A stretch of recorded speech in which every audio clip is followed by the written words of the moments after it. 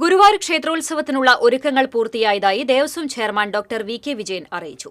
ഉത്സവ ചടങ്ങുകളുടെ ഭാഗമായി ക്ഷേത്രത്തിൽ ശനിയാഴ്ച ആനയില്ല ശീവേലിയും ഉച്ചതിരിഞ്ഞ് 3-ന് ആനയോട്ടവും നടക്കും. രാത്രി പൂയം നക്ഷത്രത്തിൽ കൊടിയേറും. 10 ദിവസത്തെ ആഘോഷ പരിപാടികൾക്കായി 3,56,95,000 രൂപയുടെ എസ്റ്റിമേറ്റിന് ദേവസ്വം ഭരണസമിതി അംഗീകാരം നൽകി.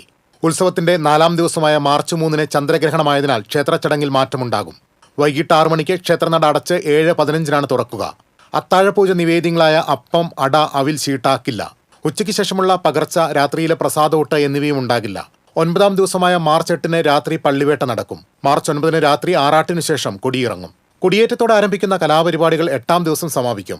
ഗായിക KS ചിത്ര, സംഗീതജ്ഞനായ യുവകലാഭാരതി ബാംഗ്ലൂർ, G രവികിരൺ, ചെങ്കോട്ട ഹരിഹര സുബ്രഹ്മണ്യൻ, ചലച്ചിത്രതാരം ആശാ ശരത്, വയലിൻ കലാകാരൻ ഗംഗാ ശശിധരൻ തുടങ്ങിയവർ കലാവിരുന്നൊരുക്കും. ദിവസവും വൈകുന്നേരം നാടൻ അനുഷ്ഠാന കലകൾ മേൽപ്പുത്തൂർ ഓഡിറ്റോറിയത്തിന് സമീപമുള്ള വേദിയിൽ അരങ്ങേറും. 2 വേദികളിലായി 1000-ഓളം സംഘങ്ങളുടെ തിരുവാതിരക്കളിയും ഉണ്ടാകും. ദേവസ്വം ഭരണസമിതി അംഗങ്ങളായ C മനോജ്, KP വിശ്വനാഥൻ എന്നിവരും വാർത്താസമ്മേളനത്തിൽ പങ്കെടുത്തു. TCV news, Guruvayur.